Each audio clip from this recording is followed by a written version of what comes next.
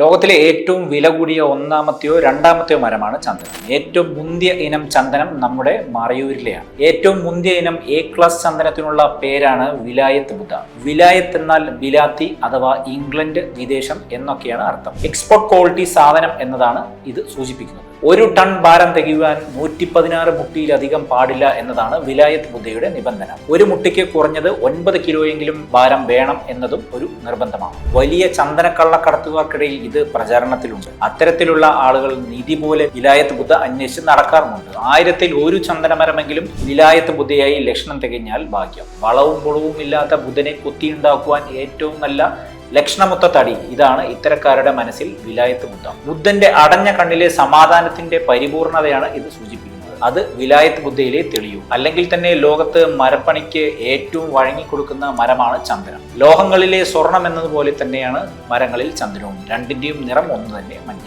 മണമുള്ള സ്വർണമാണ് ചന്ദനം എന്നും നമുക്ക് വിശേഷിപ്പിക്കാം.